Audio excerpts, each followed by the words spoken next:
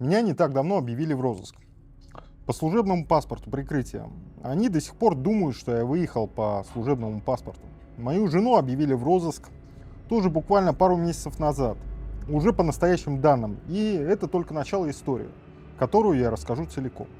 Я бывший сотрудник второй службы ФСБ, расскажу не только свою историю, а через нее честный ответ на вопрос, который мне пишут чаще всего. Почему сотрудники не уходят из системы, если многим она не нравится? Причин куда больше, чем страх. Я разберу их все. Начну с самого свежего, с того, что случилось буквально недавно. И покажу скриншоты, а не просто расскажу на словах. Меня объявили в розыск по паспорту прикрытия, на имя, под которым я проходил свою службу. Такие паспорта прикрытия и другие служебные документы прикрытия выдаются сотрудникам и периодически меняются. Когда работаешь по линии противодействия терроризму, периодически все равно светишь свои данные. Поэтому это и делается в целях безопасности и в целях обеспечения прикрытия для определенных операций. Все это значит только одно. Система до сих пор официально не признает, что я дезертировал под своим настоящим именем. Для нее я числюсь как человек, выехавший по легенде, а не как раскрывшийся перебежчик. Мою жену объявили в розыск отдельно, уже по ее настоящим данным. Это не абстрактная угроза из прошлого, это то, что происходит прямо сейчас, пока вы смотрите это видео. Чтобы понять, откуда взялся этот розыск, нужно вернуться на несколько лет назад, к моменту, когда мы с семьей еще жили в Италии.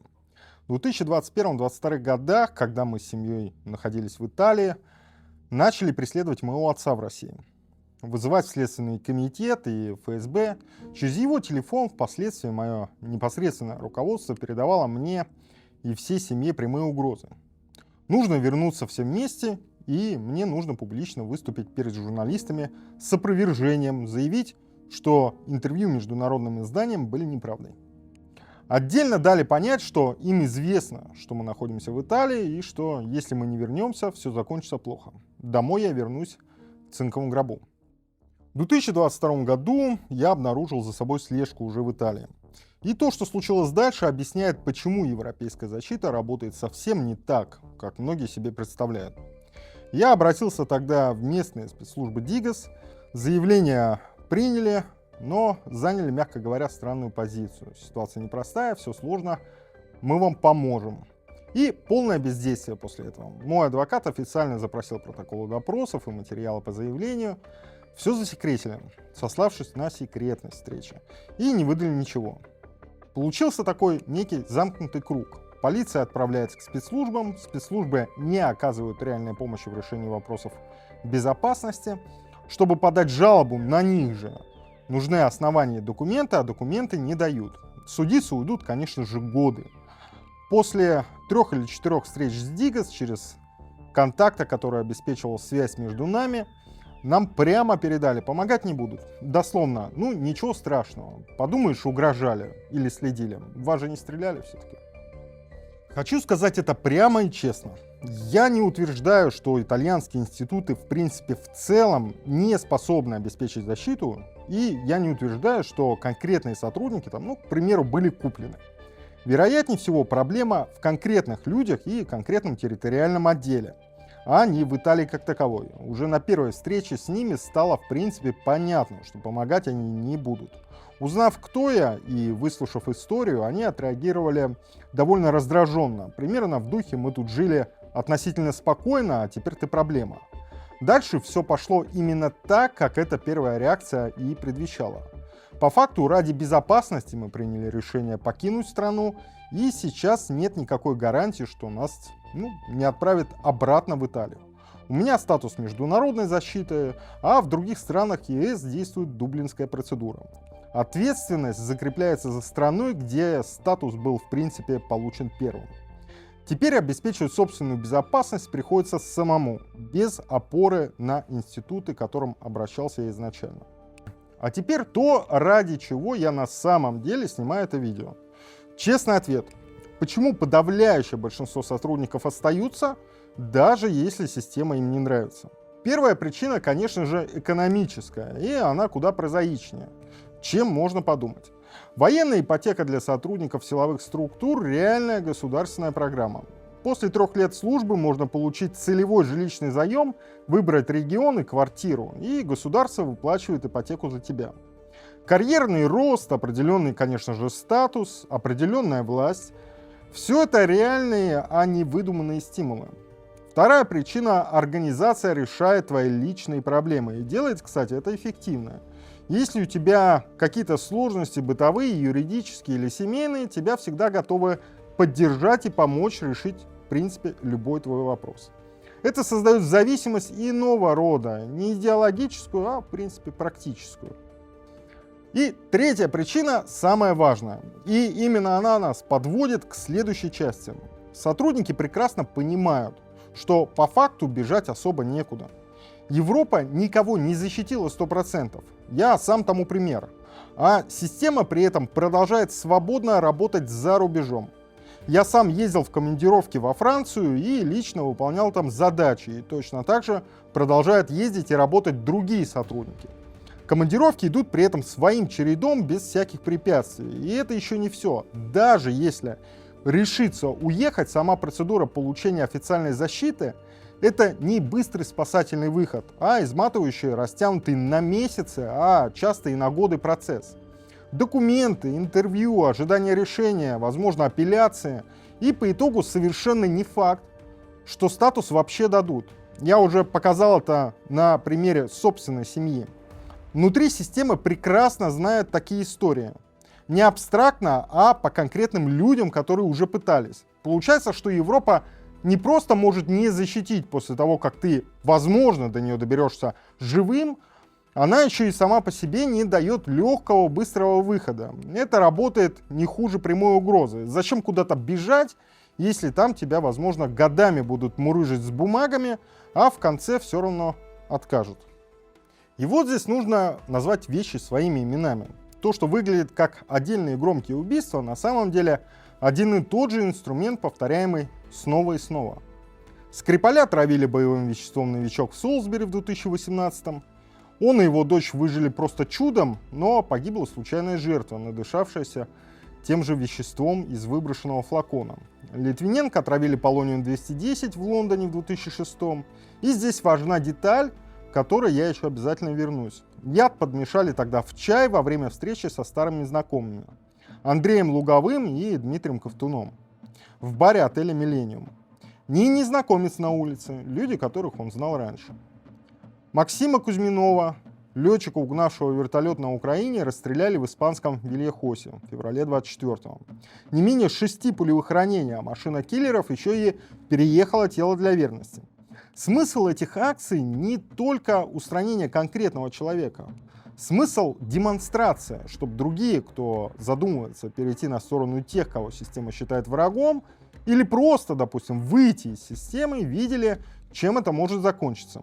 Это работает как метод устрашения, направленный, конечно же, не на убитого и не на его семью, а на всех, кто еще колеблется, и работает годами вне зависимости от смены президентов, войн или международных скандалов вокруг очередного разоблаченного убийства. Но страх не только перед бывшими коллегами, есть еще и второй страх, о котором говорят намного реже, что даже если долетишь в принципе живым, защиты можно и не получить. Германия отказала в убежище дезертиру Георгию Авелиани и хочет его депортировать, несмотря на то, что он реально бежал с фронта, рискуя жизнью. Таких случаев немало, и логика отказов часто формальная. Ведомство цепляется за отдельные заявления чиновников, не вникая в реальную ситуацию конкретного человека. А вот пример из моего собственного дела, документально подтвержденные, а не пересказанные с чужих слов. Мне международную защиту в Италии, конечно же, дали. Моей жене по тому же самому делу на основании тех же фактов отказали. Формулировки двух решений прямо противоположны. И это самое поразительное на самом деле. Мне пишут: вы сотрудник ФСБ, как перебежчик, вы не можете вернуться и рассчитывать на справедливый суд. Риск для вас реален и подтвержден. Жене по тому же делу пишут: вы можете вернуться, вы всего лишь его жена, в России, значит, суд справедливый, и вы можете просто переехать в другой регион, если вам что-то не нравится. Вдумайтесь в это на секунду. Одно и то же ведомство, один и тот же комплект документов, одна и та же семья и два взаимоисключающих вывода о том, Ждет ли в России справедливый суд? Это не гипотеза и не общая критика европейских, конечно же, институтов. Это два решения по одному делу с прямо противоположной логикой, лежащие в одной папке. И это тоже часть ответа на вопрос, почему люди не уходят. Даже успешный документально подтвержденный побег не гарантирует защиты всей семьи целиком. Защиту может получить один человек, а не семья как единое целое. И здесь я скажу то, что многим, наверное, не понравится, включая часть моей же аудитории. Оппозиция годами призывает силовиков перейти на сторону народа. Это действительно правда. Но когда это реально происходит, где поддержка той самой оппозиции? Ее нет. Вместо поддержки начинают сами же пожирать этого же силовика. Кто внутри страны пойдет за теми, кто одновременно призывает к тотальной люстрации всех под одну гребенку, всех в одну корзину, виновных и невиновных?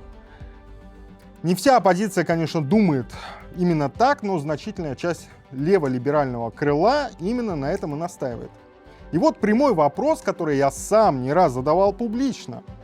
Как вы собираетесь менять власть, заранее объявляя врагами сотни тысяч людей, которые каждый день обеспечивают работу страны, от армии до полиции? Зачем им идти за вами, если вы заранее записываете их преступники? И это не психология, это элементарная логика самосохранения. Когда людям угрожают, они не сближаются с угрожающими. Они закрываются и идут защищать тех, кто обещает им безопасность. Годами оппозиция повторяет одну и ту же ошибку. Раздает ярлыки вместо того, чтобы строить коалиции. А без людей внутри системы, без тех, кто знает, как она работает, невозможно добиться ни реформ, ни обновления институтов, ни минимального политического сдвига. История показывает, перемены никогда не происходят только снаружи. Они возможны только тогда, когда хотя бы часть внутренних структур перестает поддерживать старую модель. А если каждый день говорить силовикам: вы все преступники, вас всех нужно люстрировать, вы не часть будущего России, почему вдруг ожидается, что завтра они станут опорой перемен? Так не бывает. Путин самим силовикам тоже далеко не всем нравится. Но они не идиоты, чтобы идти за теми, кто заранее хочет их уничтожить. Страну меняют не за счет новых расколов, а за счет новых союзов. Меня и мою жену система объявила в розыск. Что это значит для нас напрямую прямо сейчас? Расскажу без прикрас. Я рассказал все это не для того, чтобы вызвать у вас жалость. Я рассказал, чтобы показать то, что я сейчас описываю как общий механизм устрашения, отсутствия гарантий, провала поддержки со стороны тех, кто в принципе и должен был бы поддерживать. И это не теория, это то, через что моя семья проходит прямо сейчас. Без гарантированного, кстати, финала. Меня объявили в розыск не только внутри страны, розыск, конечно же, международный. Практически это означает, что если я выйду за пределы Евросоюза, меня могут задержать. А дальше вопрос станет, конечно же, об экстрадиции. Я не знаю, чем закончится история с дублинской процедурой. Я не знаю, остановятся ли они на розыске или пойдут дальше. Но я точно знаю, что молчать об этом было бы ошибкой большей, чем говорить. И моя бывшая организация до сих пор не оставляет попыток контакта. Совсем недавно меня пытались выманить на встречу, якобы от лица украинской стороны. Предлагали встретиться в посольстве Украины в Германии для якобы совместной борьбы с режимом.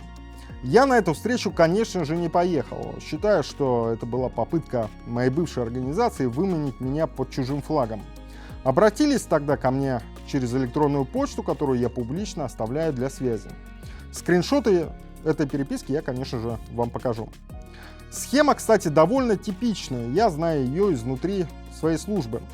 На встречу не выманивают прямыми угрозами, чаще через что-то более располагающее. Старый друг, бывший коллега, старый контакт, который якобы хочет передать важную для тебя или для расследования информацию. Или через родственника, которому вроде бы нет, в принципе, причин не доверять. Вспомните теперь, что я говорил до этого. Именно так в итоге и ликвидировали Литвиненко. Не подкараулили на улице, а отравили за чаем со старыми знакомыми. В спокойной, доверительной обстановке. Поэтому я на такое предложение не поехал. Не из общей тревожности, а потому что знаю, как эта механика обычно устроена с обеих сторон. Если свести все это к одной мысли, я раскрыл, как в политической среде фабрикуют уголовные дела и как устроен институт тайных свидетелей, где вместо независимых свидетелей выступают сами сотрудники ФСБ. За это, как и многие до меня, я плачу свою цену. Литвиненко тогда заплатил цену за то, что раскрыл практику внесудебных ликвидаций. Моя цена пока не окончательная. Розыск, слежка, отказ в защите половины семьи, попытка выманить навстречу. Но я предпочитаю платить ее открыто, а не молчать в обмен на иллюзию безопасности. Систему держит не только страх и не только убеждения. Ее держит еще и ипотека, карьера, организация, решающая твои бытовые проблемы. И очень рациональный расчет, что на самом деле бежать особо некуда. Потому что ни бывшие коллеги, ни новая страна не гарантируют безопасности. Пока это не изменится с обеих сторон, и внутри системы, и снаружи, в том числе со стороны тех, кто называет себя так называемой оппозицией, люди будут продолжать оставаться в системе. Не потому, что они не видят, что происходит в стране, а потому что видят слишком ясно и понимают, что происходит с теми, кто из нее пытается уйти. Если вы досмотрели до этого момента, вы уже понимаете эту систему точнее, чем большинство тех, кто пишет о ней со стороны. Подпишитесь, новые разборы выходят регулярно, и без подписки вы их, скорее всего, не увидите. И если хотите больше, чем разборы системы, у меня есть телеграм-канал, ссылки в описании и в комментариях. Там я разбираю текущие новости, политику и события со своим мнением без купюр. Там же можно написать мне напрямую с любым вопросом, постараюсь ответить. С вами был Вадим Майоров, берегите себя, до новых встреч.